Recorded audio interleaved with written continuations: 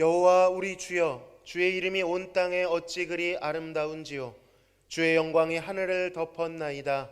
주의 손가락으로 만드신 주의 하늘과 주께서 베풀어 두신 달과 별들을 내가 보오니, 사람이 무엇이기에 주께서 그를 생각하시며 인자가 무엇이기에 주께서 그를 돌보시나이까. 아멘. 거룩하신 하나님, 감사합니다. 하나님 앞에 보잘것없는 저희들 귀히 여겨주시고 예수 그리스도의 피로 덮어주셔서 다시금 하나님 앞에 자녀의 자격으로, 하나님의 백성의 자격으로 나아갈 수 있는 은혜를 주심에 감사를 드립니다. 이 모양 저 모양으로 살다 왔을지라도 우리가 복음 안으로 들어갈 때, 예수 그리스도와 함께 하나님 앞에 나아갈 때 이 예배가 하나님께 상달될 줄로 믿사오니, 이 예배를 연락하여 주옵소서. 영광받아 주옵소서. 마음이 상한 자들이 고침을 받으며 힘을 잃은 자들이 새 힘을 얻는 귀한 시간 되게 하여 주시옵소서. 예배의 시종을 하나님께 의탁드리오며 예수님의 이름으로 기도하옵나이다. 아멘.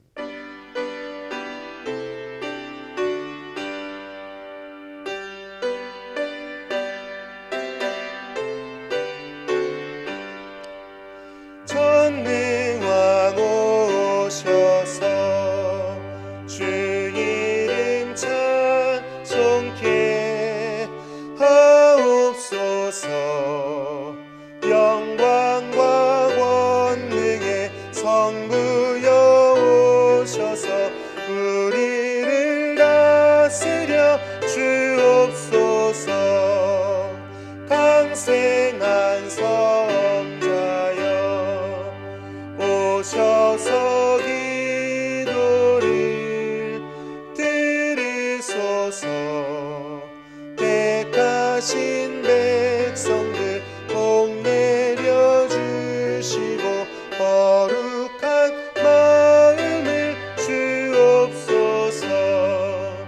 위로의 주 성령 오셔서 큰 증거 주옵소서. 전능한 주시여 각 사람 마음에서 떠나지 마시고 계십소서. 성삼위일체께 한없는 찬송을 드립니다. 존귀한 주님을 영광 중되옵고 영원히 모시게 하옵소서.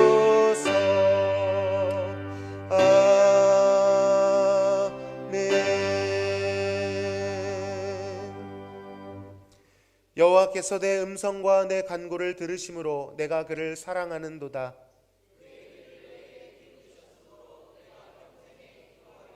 사망의 줄이 나를 두르고 스월의 고통이 내게 이름으로 내가 환난과 슬픔을 만났을 때에,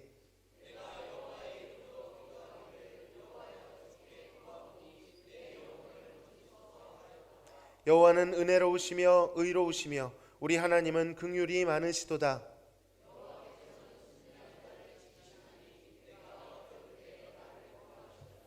내 영혼아 내 평안함으로 돌아갈지어다. 여호와께서 너를 후대하심이로다.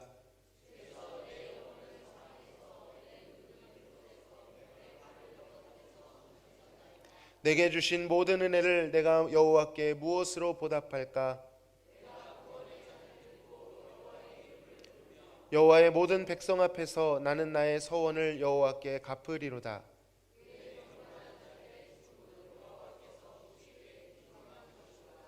아멘.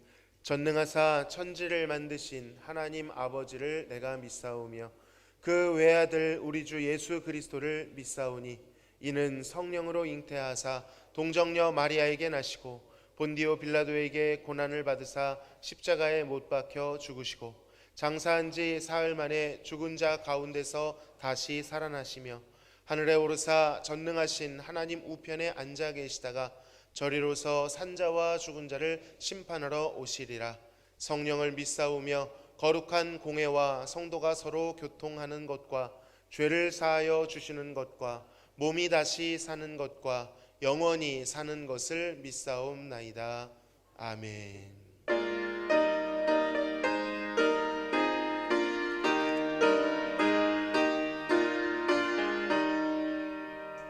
멸류관 벗어서 주 앞에 드리세. 저 천사 기쁜 노래가 온 땅에 퍼지네. 네오나 깨어서 주 찬송하여라. 온 백성 죄를 속하신 만왕의 왕일세. 멸류관 벗어서 주 앞에 드리세. 그 손과 몸의 상처가 영광 중 빛나네. 하늘의 천사도 그 영광 보고서 고난의 신비 알고자 을 모아도다. 멸류관 벗어서 주 앞에 드리세. 온 세상 전쟁 그치고 참 평화 오겠네. 주 보좌 앞에서 온 백성 엎드려 그 한량없는 영광을 늘 찬송합니다.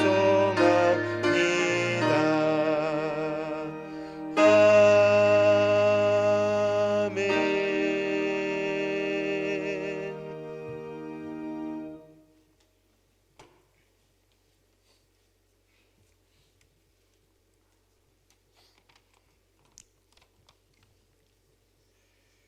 전지전능하신 하나님, 지난 한 주도 저희들을 지켜주시고 주님의 거룩한 날 기억하여 성전에 나와 예배드리게 해주심을 감사드립니다. 그러나 지난 한 주도 말씀대로 살지 못하고 세상 속에서 저희의 만족을 위해 살아온 잘못을 용서하옵소서. 이 시간에 성령님 주님의 보혈로 깨끗이 씻어 주시어서 정결한 몸과 마음으로 영과 진리로 예배드리게 하옵소서. 하나님, 이 나라가 완전한 복음화가 되어 하나님을 잘 섬기는 나라와 민족이 되기를 원합니다.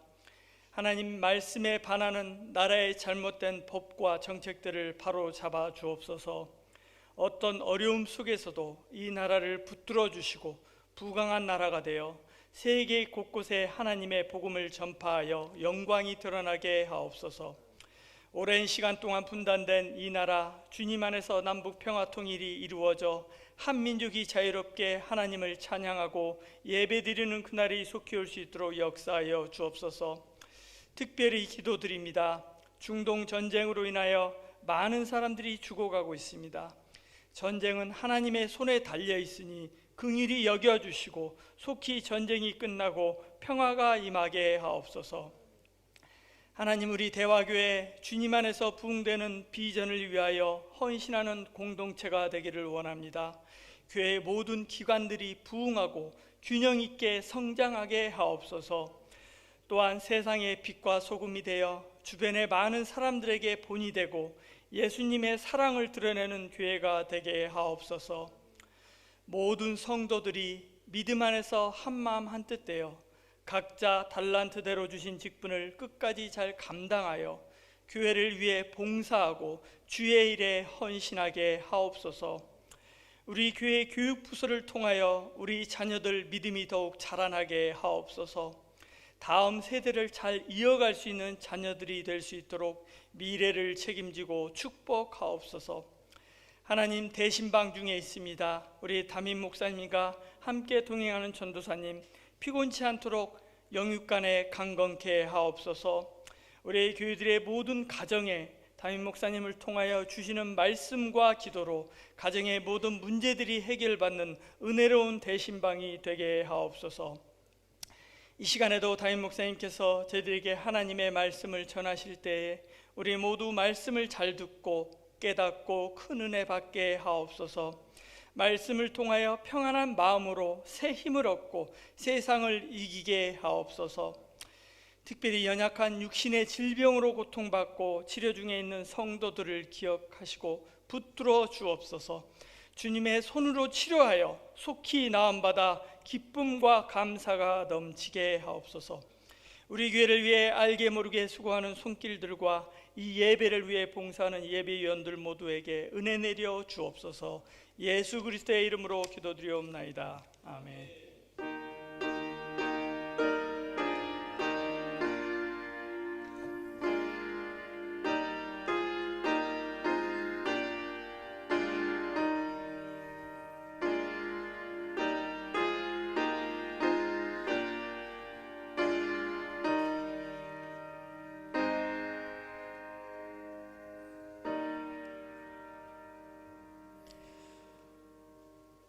함께 나누실 하나님의 말씀은 창세기 11장 5절에서 9절 말씀입니다. 창세기 11장 5절에서 9절까지의 말씀 한 절씩 교독하시고 끝절은 합독하겠습니다. 여호와께서 사람들이 건설하는 그 성읍과 탑을 보려고 내려오셨더라.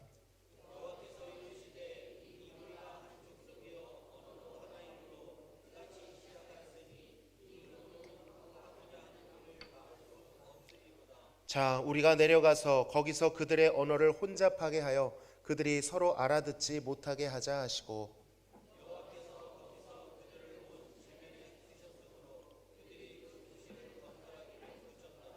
그러므로 그 이름을 바벨이라 하니 이는 여호와께서 거기서 온 땅의 언어를 혼잡하게 하셨음이니라. 여호와께서 거기서 그들을 온 지면에 흩으셨더라. 아멘. 우리는 그동안 꽤 긴 호흡으로 창세기 11장 바벨탑 사건에 대해 살펴보았습니다. 왜 이렇게 길게 살펴보았을까요? 중요하기 때문입니다.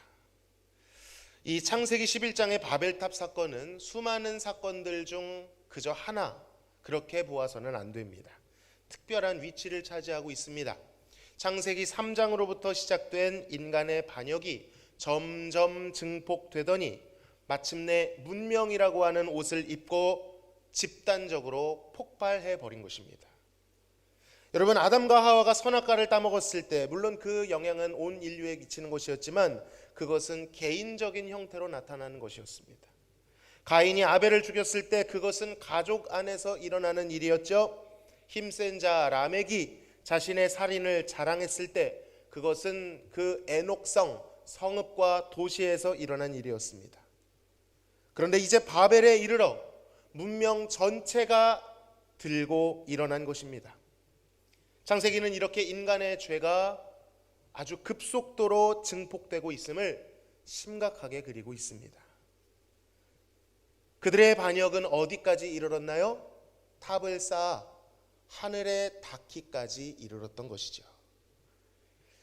특히 이 11장을 자세히 살펴본 이유는 창세기의 구조상 11장까지가 원역사라고 해서 한 챕터가 끝나기 때문입니다.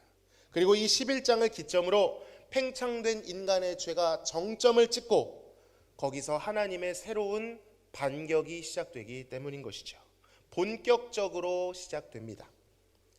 인간의 반역에 대한 하나님의 반격이 매우 극적이기 때문에 그 극적인 하나님의 행동을 자세히 살펴보기 위해 우리는 마치 슬로우 모션을 돌려보듯이 살펴본 것입니다. 영화나 스포츠 경기를 보면 중요하거나 멋있는 부분 어떻게 하죠? 슬로우 모션으로 봅니다. 유심히 보기 위해서 그런 것이죠. 자, 바벨탑을 쌓은 이유 무엇이었습니까? 11장 4절에 나오죠. 하늘에 닿게 하여 우리 이름을 내고 온 지면에 흩어짐을 면하기 위함이었습니다. 세 가지 인류의 욕망이 드러납니다. 하늘에 닿고 자신들의 이름을 내고 흩어짐을 면하자. 이 세 가지는 하나님처럼 되고자 하는 마음, 또한 하나님을 자신들의 목적대로 움직이고자 하는 마음, 하나님의 복과 하나님의 심판을 통제 가능하도록 하려는 마음이 묻어 있습니다. 이것들은요, 하나님의 창조의 목적과는 정면으로 배격이 됩니다. 이들은 자신들의 이름을 구하느라, 자신들의 이름을 내느라 하나님의 영광을 도무지 알 수 없었습니다. 힘을 모여 쌓아 올리느라 땅으로 퍼져 나가서 생육하고 번성하라는 하나님의 창조 명령에도 순종할 수 없었죠. 그저 자신들의 죄를 높이 쌓아 올릴 뿐이었던 것입니다. 이사야 14장 13절 14절에서는 이러한 정신이 곧 마귀의 것이었음을 언급하고 있습니다. 내 마음에 이르기를 내가 하늘에 올라 하나님의 뭇별에 나의 보좌를 높이리라. 내가 북극 지폐의 산 위에 앉으리라. 가장 높은 구름에 올라가 지극히 높은 이와 같아지리라 하는도다. 원래 이 이사야의 말씀은 교만한 바벨론 왕을 계명성에 빗대어 조롱하는 노래였습니다. 그런데 이 기독교 전통 교부들은 이 말씀을 단순한 역사 속의 바벨론 왕이 아닌 사탄의 교만을 풍자하는 노래로 해석해 왔습니다. 여러분, 바벨탑 사건은 그 뿌리 자체가 마귀적인 것입니다. 마귀적이다라는 표현이 너무 멀게 느껴지시나요? 나는 마귀는 아니잖아. 여러분, 그러나 그렇지 않습니다. 제가 지금 이 후대의 사람으로서 이 사건을 남의 이야기하듯이 설명하고 있지만 사실 우리도 다 그 안에 있었던 것입니다. 바벨탑 사건은 인류에게 아주 강렬하고 매혹적인 영향을 끼쳤을 거예요.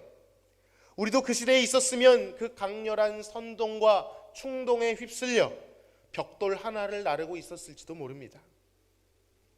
멀리 갈 것이 없습니다. 오늘날 우리의 시대를 보십시오. 여러분의 현재의 삶을 보시면 됩니다. 세상의 흐름과 풍조에 나는 얼마나 적극적으로 저항하고 있는지, 우리 안에 일어나는 은밀한 탐욕, 하나님에 대한 거센 저항과 반항심을 어떻게 대하고 있는지를 보시면 시간차와 상관없이 우리가 어떤지를 알 수 있는 것입니다. 시대는 변했지만 본질은 똑같기 때문이죠.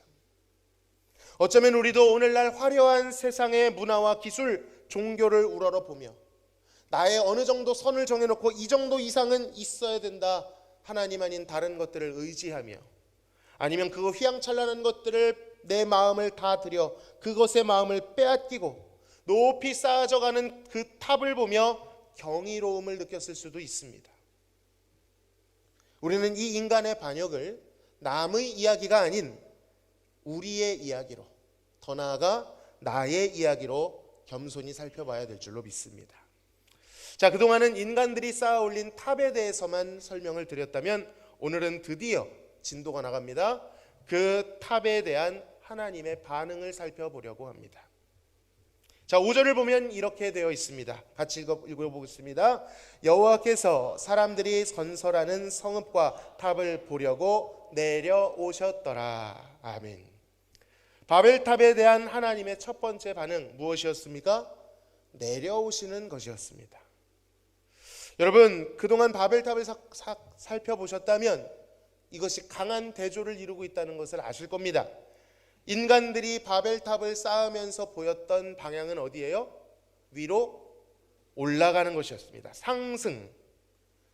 그런데 하나님은 반대로 내려오십니다. 강림하시는 것이죠. 하강이라는 표현보다는 강림하시는 것입니다. 이 내려오시는 하나님의 행동은 몇 가지 우리에게 중요한 의미를 알게 해줍니다. 첫 번째는 지존하신 하나님을 보게 됩니다.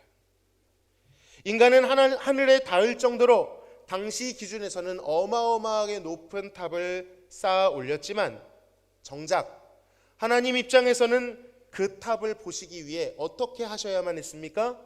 내려오셔야만 했습니다. 이게 무슨 뜻입니까? 그들이 그렇게 위대하게 보던 탑은 하나님께서 내려와서 보셔야 할 만큼 아주 작고 미미한 것이었다라는 것입니다. 인류가 쌓아 올린 거대한 문명과 종교가 하나님 눈에는 몸을 굽혀서 보아야 할 만큼 작은 것에 불과했다라는 것이죠. 그렇습니다, 여러분. 하나님은 굽어 살피시는 분이시죠. 시편 14편 2절에 여호와께서 하늘에서 인생을 굽어 살피사, 대충 본다는 뜻입니까? 자세히 본다는 뜻입니까? 자세히 보신다는 거예요. 지각이 있어 하나님을 찾는 자가 있는가 보려 하신즉 다 치우쳐 함께 더러운 자가 되고 선을 행하는 자가 없으니 하나도 없도다. 하나님의 굽어 살피심 앞에 인간은 자랑할 것이 하나도 없는 존재입니다.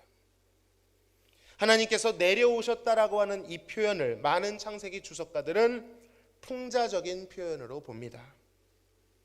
풍자적인 표현이라는 건 무슨 뜻이에요? 비유라는 거죠. 그러니까 정말 하나님이 시력이 약해서 그것이 하나님께서 그것을 볼 수 없어서 물리적인 하늘에서 물리적인 땅으로 내려오셨다는 뜻이 아니라는 겁니다. 일단 하나님은 어떤 물리적인 공간에 계시는 분이 아니시죠. 인간들은 그저 신이라는 존재가 높은 곳에 있을 것이라고 상상했습니다. 그래서 그 높음을 상징하는 하늘을 향해, 마침 그 홍수도 어디에서 내렸어요? 하늘로부터 내렸기 때문에 하늘을 향해 탑을 쌓아 올린 것입니다. 그러나 솔로몬이 고백한 대로 하늘의 하늘이라도 하나님께서는 거하실 장소로 그것들이 용납될 수 없다라고 말씀합니다. 하나님은 우리가 생각하는 하늘이라고 하는 그 상공에 어떤 물리적 공간에 계시는 것이 아니죠. 하나님 어디에 계십니까? 어디에나 계십니다. 온 땅과 우주와 영적 세계에 아니 계신 곳이 없을 만큼 무소부재하시게 충만하십니다.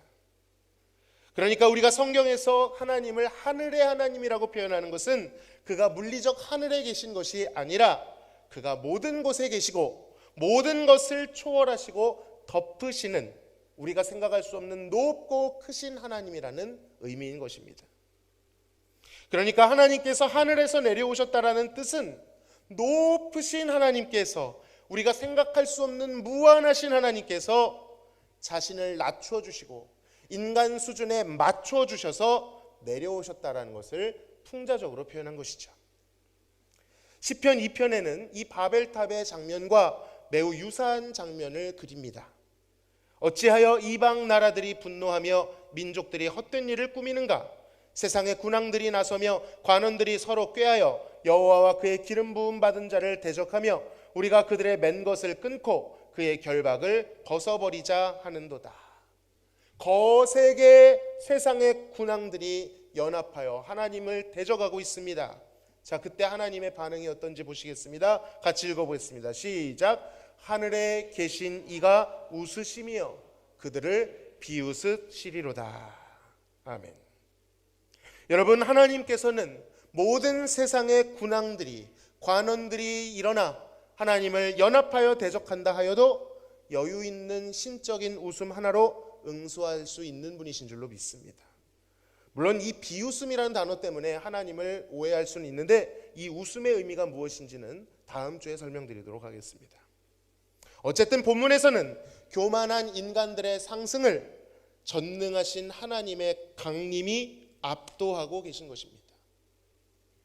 여기에는 인간보다 하나님이 우월하다, 그런 표현으로는 부족합니다. 우월보다 더 높은 강도의 단어가 있죠. 탁월하다는 표현이 있는데 인간보다 하나님이 더 탁월하시다, 그것도 부족합니다. 압도적이다, 독보적이다 등등 표현으로도 부족합니다. 하나님은 그렇게 인간과 비교해서 더 나으신 분이 아니십니다. 하나님은요, 제가 아주 좋아하는 찬양 가사 No rival, 경쟁자가 없고요, No equal, 비길 자가 없습니다. 그는 지존하신 하나님이시죠. 지고하신 하나님이십니다. 가장 높고 가장 영광스러운 무한하고 영원하신 하나님이십니다. 그 절대자 하나님께서 지금 인간이 쌓아 올린 교만의 탑 위로 내려오시는 것입니다. 사랑하는 성도 여러분, 성령께서 우리의 마음에도 이 예배 가운데 하나님의 지극히 높으심을 사모하는 마음을 주시기를 소망합니다. 두려워하는 마음, 그 하나님의 높으심을 감지하고 경이로워할 수 있는 마음을 부어주시기를 소망합니다. 물론 어떤 언어, 어떤 감각, 어떤 감정으로도 다 표현할 수 없겠지만 그럼에도 그분에게 합당한 영광을 들어드릴 수 있는 그러한 태도로 임할 수 있는 예배가 되기를 간절히 소망합니다. 하나님을 어떻게 다 알 수 있겠습니까? 온전히 알 수 없을 거예요. 그러나 한 조각이라도, 작은 조각이라도 우리가 하나님을 알 수 있다면 여러분, 우리는 우리의 영혼에 진동을 경험하게 될 것입니다. 모세가 하나님의 뒷모습을, 그 후광을 보았을 뿐인데 그는 엎드려 경배할 수밖에 없었던 것처럼 말이죠. 그래서 그 영혼의 깊숙한 곳으로부터 흘러나와 주님의 높고 위대하심을 내 영혼이 찬양하네, 이 고백이 우리의 영혼 깊은 곳으로부터 나올 수 있기를 소망합니다. 하나님을 향한 탄성이 되기를 진심으로 소망합니다. 자, 이렇게 내려오신 지존하신 하나님께서 어떤 행동을 보이셨을까요? 바로 흩어버리십니다. 6, 7절을 보시면 삼위 하나님 사이에 신적인 협의가 있습니다. 우리가 우리의, 이런 복수가 나오는 걸 볼 수 있습니다. 여호와께서 이르시되 이 무리가 한 족속이요 언어도 하나이므로 이같이 시작하였으니 이후로는 그 하고자 하는 일을 막을 수 없으리로다. 자, 우리가 내려가서 거기서 그들의 언어를 혼잡하게 하여 그들이 서로 알아듣지 못하게 하자 하시고. 여러분, 이 구절을 읽으실 때 어떤 느낌이 드십니까? 혹시 하나님이라도 지금 인류의 도모를 막지 않으면 이후 그들이 하고자 하는 일을 감당할 수 없으니 긴박하게 막아서는 것처럼 그렇게 느껴지지는 않으십니까? 인간이 너무 강해서 위협감을 느끼시는 하나님의 모습으로 오해할 수가 있습니다. 자, 그런데 여러분, 그렇지가 않습니다. 이런 비슷한 표현을 우리는 창세기 3장에서 본 적이 있죠. 뱀, 마귀라고도 하는 뱀이 선악과를 먹지 말라고 한 이유를 왜곡시켜 버립니다. 왜 그렇다고 했지요? 혹시 너희가 그 선악과를 먹으면 눈이 밝아져서 누구처럼 될까봐, 하나님처럼 될까봐 하나님이 걱정하셔서 먹지 말라고 하셨다, 이렇게 왜곡시켰죠. 마치 하나님이 위협감을 느끼는 것처럼 말이죠. 그런데 이러한 사단의 말이 더 헷갈리고 솔깃하게 느껴지는 것은 인간들이 그 선악과를 먹었더니 어떻게 됐어요? 실제로 눈이 밝아졌습니다. 선악을 알게 되었어요. 그러면 마귀의 말은 참말입니까? 거짓말입니까? 여기서 속을 수 있는 것이죠. 여러분, 아무리 인간이 뱀의 말처럼 선악을 알게 되었다 하더라도 하나님의 그 의중은 그것의 위협감을 느끼셔서가 아니라 그 행동이 인간을 파멸과 저주로 몰고 갈 것을 너무 잘 아셨기 때문에 너무나도 심각하고 엄중하게 경고하고 있으셨던 것입니다. 이 본문에서도 마찬가지입니다. 하나님께서 내려가서 저들을 막을 수 없으니 저 도모를 끊어버리자라고 말씀하셨던 것은 더 높이 쌓을까봐, 하나님 자리를 빼앗길까봐 그러신 것이 아니라, 그 인간의 위대함에 주목한 것이 아니라 그들이 가진 이 집단적 죄가 얼마나 파괴력이 있는지, 하나님 없이 하나의 언어로, 하나의 목적으로 하나님을 대적할 때 그들이 얼마나 큰 저주 가운데 들어가게 될지를 알고 계셨기 때문입니다. 그러니까 하나님은 인간을 두려워하셔서가 아니라 인간이 죄 앞에 더 빨리, 더 깊이 파멸되는 것을 막아서고 계시는 것입니다. 하나님께서는 내려오셔서 인간을 온 지면에 흩어버리셨습니다. 그들의 언어를 혼잡하게 하셨어요. 내려오셨다는 것은 무슨 뜻입니까? 개입하셨다라는 뜻입니다. 하나님이 개입하심으로 결과적으로 더 이상 그들은 그 반역의 탑을 쌓아 올리지 못했습니다. 아이러니하게도 하나님의 개입으로 인해 하나님을 향한 삿대질을 그치게 되었다라는 것이죠. 하나님은 죄를 막아서고 계신 것입니다. 하나였던 언어를 혼잡하게 하셔서 그들을 흩어버리셨습니다. 자, 여기서 중요한 언어 유희가 하나 등장합니다. 여러분, 기억나실지 모르겠는데 본래 이 바벨이라는 뜻이 어떤 의미였는지 기억나시나요? 신들의 문, 신이 왕래하는, 우리가 탑을 쌓아 올리면 신이 나올 것이다 라고 믿는 문이었죠. 자부심이 담겨 있는 이름이었습니다. 그런데 오늘 우리가 읽은 이 구절 어떻게 되어 있는지 보시겠습니다. 시작. 그러므로 그 이름을 바벨이라 하니 이는 여호와께서 거기서 온 땅의 언어를 혼잡하게 하셨음이니라. 이상합니다. 똑같은 바벨인데 성경의 저자는 원래 통상적인 의미와 전혀 다르게 해석하고 있습니다. 바벨을 신들의 문이 아닌 혼잡함이라고 해석하고 있는 것입니다. 바벨탑을 쌓은 인간들은 자신들이 높이 쌓은 탑을 보며 이곳이 신들이 임하는 문이라고 자화자찬했겠지만 하나님 보시기에는 그곳이 혼잡의 장소였던 것입니다. 이것은 그저 임의로 갖다 붙인 것이 아니라 언어 유희를 사용한 것입니다. 원래 바벨론어로 바벨이라는 단어가 신들의 문 맞습니다. 그런데 그 발음이 비슷한 히브리어를 하나 갖다 놓습니다. 발랄이라는 단어입니다. 이 발랄이 혼잡함이라는 단어입니다. 그것을 가까이 붙여놓고 비슷한 발음으로 혼잡하게 만들면서 이 바벨의 진정한 의미가 하나님 보시기에는 신들의 문이 아니라 뭐라는 뜻이에요? 혼잡한 곳이다 라고 말씀하고 있는 거예요. 여러분, 정말 그렇습니다. 우리가 볼 때는 정돈돼 있고 규모 있어 보이고 견고해 보이는 그것이 하나님 보시기에는 혼잡한 것일 수 있습니다. 우리가 보았을 땐 분명 바벨이었는데 하나님 보시기에는 발랄, 혼잡함일 수 있다는 것입니다. 그리고 하나님은 그 혼잡한 것을 흩어버리셨어요. 언어를 혼잡하게 하셨습니다. 하나님을 대적하여 왕래하던 그 언어와 말이 혼잡해지니 그들이 만들어낸 문화와 종교와 집단적 반역의 구심점이 흩어지고 해체되었습니다. 그런데 재밌는 것은 그 흩어짐의 결과로 그들은 어떻게 되었죠? 열방 가운데로 퍼져나가게 되었습니다. 그토록 똘똘 뭉쳐 흩어지지 않던 이들이 그제서야 퍼져나가게 되었던 것이죠. 자, 그렇다면 하나님께서 이 흩어버리신 행동이 심판일까요? 은혜일까요? 헷갈립니다. 어떻게 보면 심판 같고 어떻게 보면 또 뻗어나간 걸 보면, 죽지 않고 뻗어나간 걸 보면 은혜 같고. 여러분, 죄인들이 가지고 있는 일반적인 생각은요, 이것을 심판으로만 여깁니다. 왜냐하면 하나님이 막아선 거잖아요. 그들의 도모를 도와주고 지원해 준 것이 아니라 막아서신 것입니다. 죄인들은 기본적으로 신을, 인간을 대적하는 존재로 생각합니다. 그를 압도적인 힘센 심판자라고 생각해요.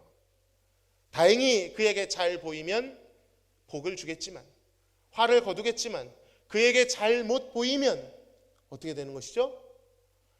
길을 막아서고 흩어버릴 것이라고 생각하는 것입니다. 어떤 힘이 더 셀까요? 인간으로 생각하는 가장 기본적인 생각, 복을 받는다는 생각이 클까요? 화를 당한다는 생각이 클까요? 신에 대한 화를 당한다는 두려움이 인간에는 기본적으로 있습니다. 우리 본성이 그렇게 말하고 있어요. 여러분, 가끔 영화를 보시면요, 특히 서구 영화에 그런 게 많이 나옵니다. 신이라고 하는 캐릭터가 나오고 인간이라고 하는 캐릭터가 나오면 대개 신이라는 존재는 악하거나, 힘은 세지만 악하거나, 혹 선하게 보인다고 해도 어떤 변수에 의해서 위선적으로 변하고 변덕스러운 그 실체가 드러나는 그런 영화들이 많습니다. 힘은 압도적인데 인간에게 적대적이고 혹은 인간을 이용하는 존재, 그리스 로마 신화에 나오는 신들이 대부분 그렇죠. 그 영향을 많이 받은 것입니다. 인간은 어때요? 신에 비해 힘은 약하지만 그 신의 대적함을, 폭정을 극복해내고 인간이 똘똘 뭉쳐서 인간 고유의 가치를 지켜내는 내용의 영화가 굉장히 많습니다. 그 악한 신으로부터 벗어나는 이 자유, 그것이 고결하고 숭고한 것처럼 그려내요. 바로 이것이 휴머니즘, 인본주의적인 영화들인 것입니다. 한번 이런 구조가 나오면 유심히 한번 보시기를 바랍니다. 꽤 많습니다. 그런 것들이. 어쨌든 이러한 왜곡된 인식 때문에 오늘 본문에서도 자칫 우리는 인간이 쌓아 올린 이 공로를 신이라는 존재가 불쾌해하고 무너뜨리고 짓밟는 것처럼 단순하게 생각할 수가 있다는 것입니다.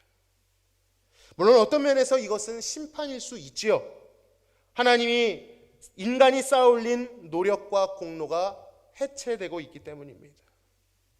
하나님을 떠난 인간들이 아무리 힘을 바쳐봐도, 마음을 모아봐도 소용없다라는 것을 하나님은 이 흩어짐을 통해 가르쳐주고 계십니다.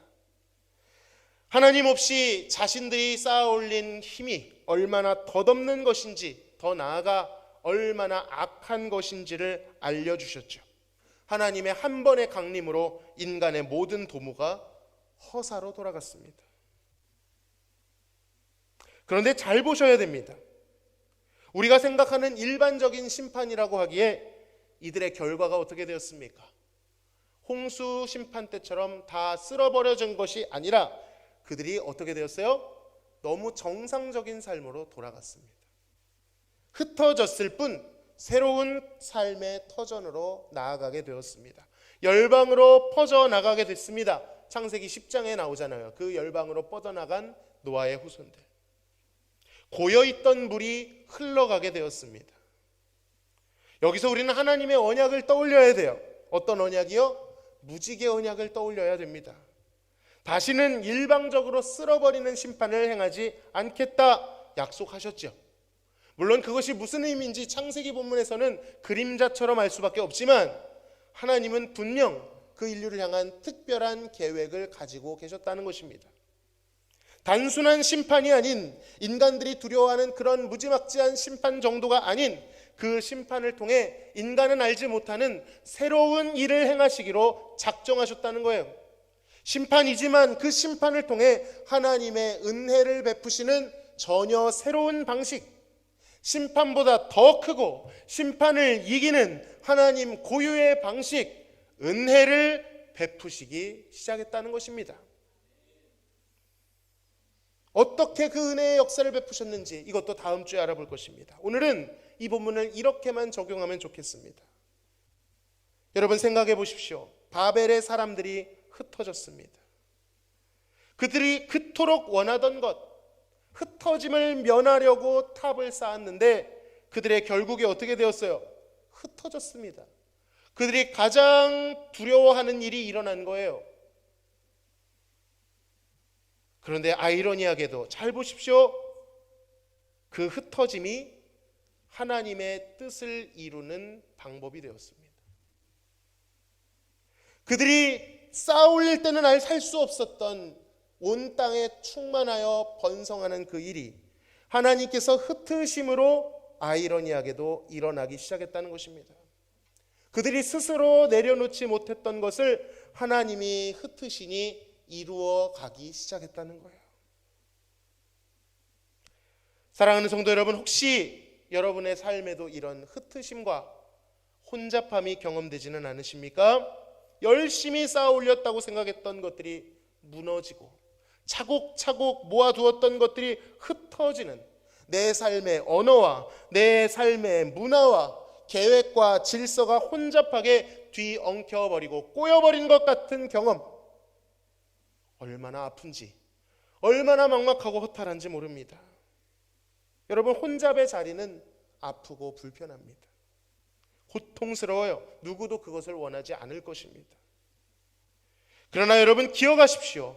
그 흩어짐의 자리가 하나님께서 새로운 일을 행하시는 자리일 수 있다는 것입니다.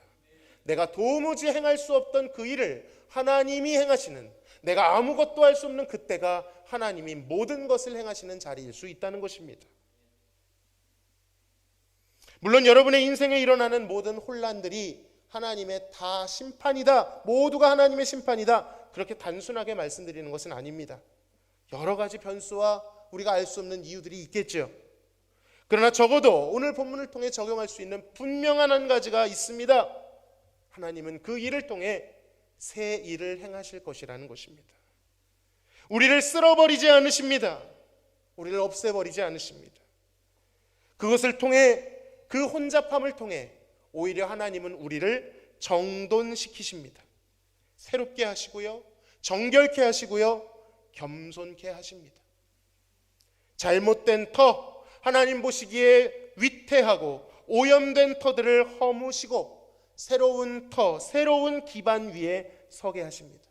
우리의 인생을 하나님의 반석, 하나님의 터 위에 설 수 있도록 우리 마음과 인생을 새롭게 기경하십니다. 주님께만 겸손히 소망을 두게 하십니다. 죽이기 위함이 아니라 새로운 터전으로 뻗어나가 하나님 말씀을 이루도록 생육하고 번성하도록 인도하신다라는 거예요.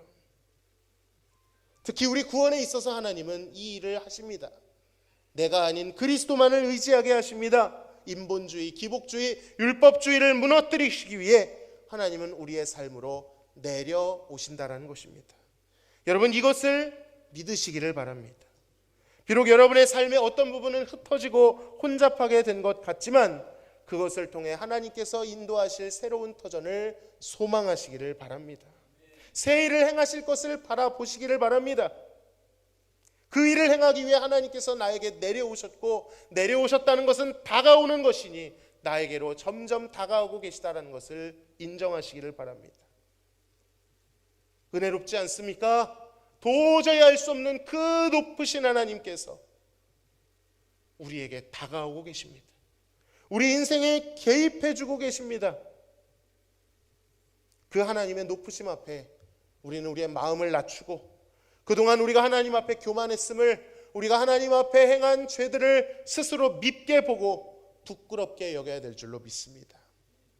신명기 8장 16절을 보면 하나님께서 이스라엘 백성들을 광야로 이끄셨습니다. 그 이유를 이렇게 밝힙니다. 내 하나님 여호와께서 이 40년 동안 내게 광야길을 걷게 하신 것을 기억하라. 같이 읽어볼까요? 이는 너를 낮추시며 너를 시험하사 내 마음이 어떠한지 그 명령을 지키는지 지키지 않는지 알려 하심이라. 시험하시는 거예요. 여러분, 시험하다라는 것은 드러내신다라는 뜻입니다. 무엇을 드러내십니까? 우리의 연약함을 드러내십니다. 또 무엇을 드러내십니까? 하나님의 위대함을 드러내십니다. 우리를 그 격차 앞에 하나님의 위대함과 우리의 연약함 사이에서 하나님만을 높이고 하나님 앞에 겸손하게 하기 위하여, 하나님만 의지하게 하기 위하여, 하나님께만 소망을 두게 하기 위하여 광야로 이끄신 것입니다. 그러므로 광야는 실패의 장소가 아닙니다. 광야는 학교였습니다. 광야는 미드바르, 하나님이 말씀하시는 곳이었습니다. 우리 안에 쌓여있는 바벨탑을 무너뜨리는 수술대였던 것입니다. 우리가 잘 아는 찬양, 광야를 지나며 라는 찬양 아시죠? 그 가사가 마음을 너무나도 후벼 파는 이번 주에 경험이 있었습니다. 그런 시간이 있지요. 우리를 깊은 어둠 속에 홀로 두시는 시간, 길고 긴 어둠의 시간이 있습니다. 고독해지고 낮아지고 기댈 곳 하나 없는 그런 지점이 있습니다. 자아가 산산이 깨지는 경험 여러분 해보셨습니까? 얼마나 아픈지, 얼마나 모멸적이고 얼마나 괴로운지 모릅니다. 바로 그곳이 흩어짐의 자리, 혼잡함의 자리, 광야인 것입니다. 거친 풀과 엉겅퀴가 아무렇게나 흩날려 있는 곳, 물도 없고 길도 없고 지독한 곳, 여러분 혹시 그 광야를 지나고 계시지 않은지 모르겠습니다. 그런데 여러분, 우리가 위로로 삼을 수 있는 것이 있습니다. 바벨의 사람들은 탑 꼭대기 하늘에서 하나님을 만나려고 했지만 그들은 전혀 하나님을 만날 수 없었는데 하나님께서 그것을, 그들의 도모를 막으시고 하나님이 내려오시니 어디에서 하나님을 만나게 됩니까? 이제 다음 주부터 살펴볼 건데 어디에서요? 낮은 땅에서 하나님을 만나게 되었습니다. 여러분, 내가 높아졌던 하늘의 자리가 무너진 것을 낙심하지 마십시오. 내가 무너지고 땅 가운데 낮은 곳에 처했다고 자존심 상해하지 마십시오. 그가 하늘로부터 그 낮은 땅으로 내려오셨습니다. 그 내려오신 하나님을 만나시기를 소망합니다. 대신방 중에 있습니다. 이런저런 성도들의 사정을 듣다 보면 어떤 때는 너무 마음이 아플 때가 있어요. 혼잡과 무너짐의 시간을 경험하시는 분들이 계십니다. 저도 솔직히 이럴 때는 인간적으로 하나님 좀 들어주시지, 하나님 이건 좀 무너뜨리지 마시지, 이런 마음이 솔직히 들어요. 그러나 여러분, 우리는 이 말씀을 통해 다시 한번 소망을 품어야 됩니다. 이것이 정말 하나님 앞에 견고한 새로운 터가 될 수 있다는 것을 믿어야 됩니다. 내 것은 무너질지 몰라도 하나님의 것은 무너지지 않을 것입니다. 하나님이 그것을 새롭게 새로운 방식으로 세우실 거예요. 하나님의 새로운 역사가 시작될 것입니다. 그토록 내가 애착하고 지키려 했던 그것, 세우려 했던 그것이 무너질 때 그것을 하나님이 나를 버리셨다라는 증표로 생각하지 마시고 하나님의 내려오심으로 받아들이시기를 바랍니다. 아, 하나님이 다가오고 계시구나. 하나님이 내 삶의 이 비천한 자리로, 나의 흩어짐의 자리로 찾아오고 계시구나. 그 고난을 하나님의 다가오심으로 받아들이시기를 바랍니다. 그래서 그 시간을 통하여 하나님, 나를 겸손케 하옵소서, 나를 정결케 하옵소서, 나를 새롭게 하옵소서. 그렇게 하나님 주신 새 힘을 얻고 생육하고 번성하는 은혜가 여러분들께 간절히 있기를 소망합니다. 하나님 아버지, 감사합니다. 오늘 이 시간 하나님 앞에 무너지고 흩어진 마음들, 탄식하며 부르짖을 수밖에 없는 저희들을 불쌍히 여겨 주옵소서. 그러나 이 말씀을 통하여 다시 한번 소망을 갖는 것은 하나님께서 그 일을 통해 새로운 일을 행하실 것을 믿기 때문입니다. 다가오고 계심을 믿기 때문입니다. 주여, 바벨탑이 무너지고 하나님의 구원의 역사가 새롭게 시작되었던 것처럼 내 삶에 쌓아올렸던 바벨탑이 무너질 때 하나님의 구원을 바랄 수 있도록, 하나님께만 소망을 둘 수 있도록 인도하여 주시옵소서. 예수님의 이름으로 기도하옵나이다. 아멘.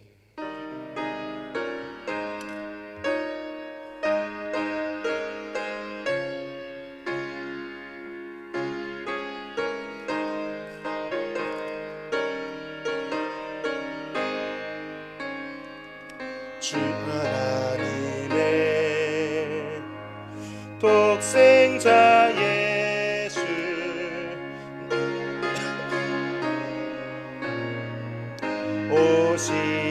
오시었네. 내 모든 죄 사하시려고 십자가 지셨으나 다시 사셨네. 살아계신 주, 나의 참된 소망, 두려움이 사라지네. 사랑의 주내 갈 길 인도하니 내 모든 삶의 기쁨 늘 충만하네. 주 안에서 거듭나누리 기뻐하며 찬양하리. 가슴 속에 넘치는 확신, 우리의 가는 길에 소망 넘치네. 살아계신 주, 나의 참된 소망,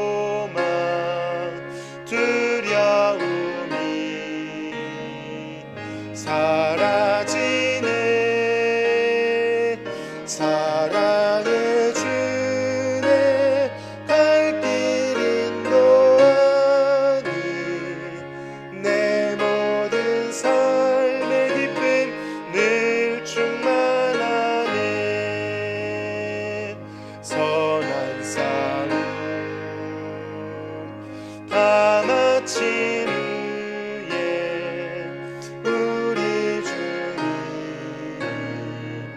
되오리라. 사망 권세 다 물리치고 주님이 다스리니 영광 넘치네. 살아계신 주 나의 참된 소망 두려움이 사라지네.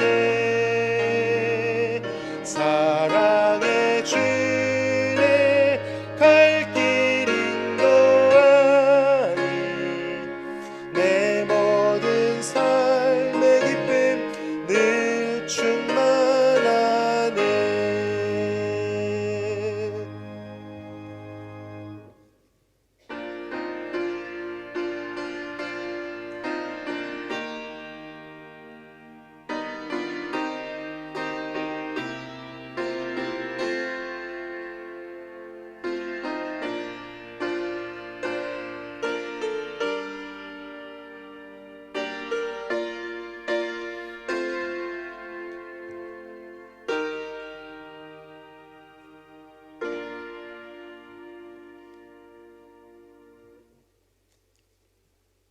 감사의 물을 하나님께 올려드립니다. 남은봉 전도사님, 구교원 성도님 가정에서 가정과 좋은 장호 사업장에 함께하심 감사드립니다. 조병식 장로님, 박연희 권사님, 손자 이주원 100일 동안 건강하게 지켜주심에 감사합니다. 조병식 장로님, 박연희 권사님, 이정혜 권사님, 대신방 감사원금 김순록 권사님, 자녀들 가정 평안 주시고 건강 주시옵소서. 한영수 집사님, 김성희 권사님, 대신방 감사원금 조원식 집사님, 박유순 집사님, 대신방 감사원금 윤한주 집사님, 전길자 권사님, 범사에 함께 하심을 감사합니다. 천상호 집사님, 최혜영 권사님, 온 가족의 건강함과 믿음의 가정 되게 하옵소서. 원영순 권사님, 언니 장례를 잘 마침에 감사합니다. 원영순 권사님, 범사에 감사합니다. 김종임 집사님, 대신방 감사원금 김종임 집사님, 우리 가정의 주인 되시는 주님 늘 감사함으로 섬기며 영광 돌리는 가정 되게 하소서. 이기선 집사님, 배원자 집사님, 범사에 감사합니다. 한병춘 성도님, 모든 것이 주의 은혜와 사랑하심으로 인도해 주심 감사드립니다. 조영자 집사님, 이라엘 주께 속한 자 인도하심 아래 출산하게 해주신 감사합니다.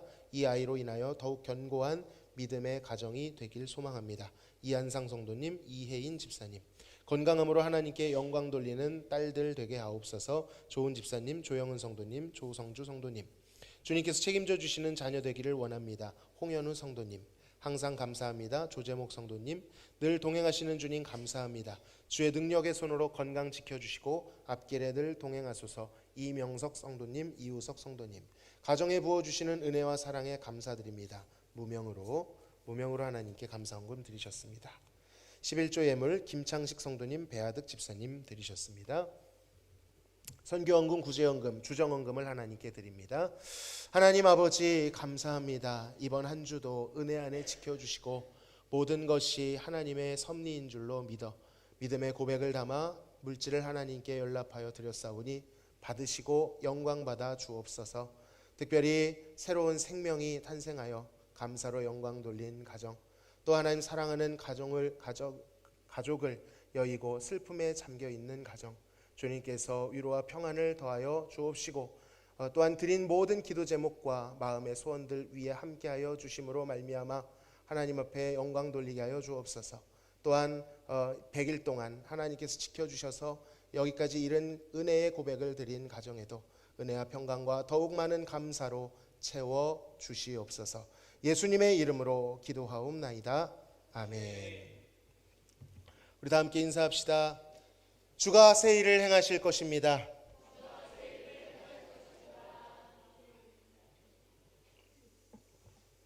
교회 소식 전해드립니다. 오늘 3부 예배는 삼남선교회 헌신예배로 드려집니다. 춘계 대신방이 은혜 중에 진행되고 있습니다. 아직 신청하지 않은 가정분들은 신청해 주시면 감사하겠습니다. 다음 주일 22일입니다. 2부 예배 후에 학습 세례 유아 세례 문답식이 있습니다. 자세한 일정은 제가 단톡방을 통해서 말씀드리겠습니다. 우리 이혜인 집사님, 이한상 성도님, 우리 이혜인 집사님께서 등려하셨습니다. 축하드립니다. 네, 이름을 보니까 이라엘, 이스라엘 할 때 그 라엘이죠. 네, 그런 것 같은데 건강하게 지금 산모 아이 모두 건강하게 잘 회복 중에 있습니다. 축하해 주시기를 바랍니다. 미국과 이란 전쟁으로 인해 많은 사람들이 고통받고 있습니다. 속히 전쟁이 종식될 수 있도록 기도해 주시기를 바랍니다. 연약한 지체들을 위해 기도해 주시기 바랍니다. 추가 광고에 있는데 띄워주시면 많은 분들이 계시고 특별히 입원 치료 받으신 분들 말씀드립니다. 유도혜 집사님께서 위장 질환으로 입원 치료를 받으셨습니다. 또 더 검사를 현재 받으셔야 되는 상황입니다. 회복을 위해 기도해 주시기를 바랍니다. 이옥자 권사님께서 폐 질환으로 폐에 물이 차셔서 입원하셨습니다. 을지대병원에 계신데 회복을 위해 기도해 주시기를 바랍니다. 우리 문요셉 집사님, 권성경 집사님의 자녀 예보미가 폐렴으로 입원 치료를 받았습니다. 회복을 위해 기도해 주시고 늘 날마다 우리 환우분들을 위해 우리 온공동체가 함께 기도하기를 소망합니다. 기간별 청원 기도 예고되어 있고요. 수요예배 특송 주보를 참고하시기를 바랍니다.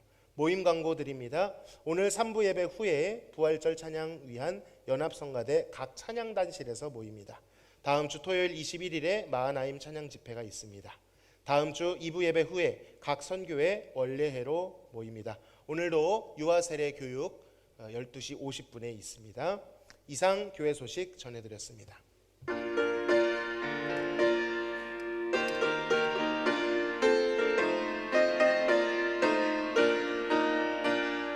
죄에서 자유를 얻게 함은 보혈의 능력 주의 보혈 시험을 이기고 승리하니 참 놀라운 능력이로다. 주의 보혈 능력이 있도다. 주의 피 믿으오. 주의 보혈 그 어린 양의 매우 귀중한 피로다. 육체의 정욕을 이긴 힘은 보혈의 능력 주의 보혈 정결한 마음을 얻게 하니 참 놀라운 능력이로다. 주의 보혈 능력이 있도다. 주의 피 믿으오. 주의 보혈 그 어린 양의 매우 귀중한 피로다. 눈보다 더 이게 밝히는 것 보혈의 능력 주의 보혈 부정한 모든 것 밝히시니 참 놀라운 능력이로다. 주의 보혈 능력이 있도다. 주의 피 믿으오. 주의 보혈 그 어린 양의 매우 귀중한 피로다. 구주의 복음을 전할 제목 보혈의 능력 주의 보혈 날마다 나에게 찬송 주니 참 놀라운 능력이로다. 주의 보혈 능력 있도다. 주의 피 믿으오.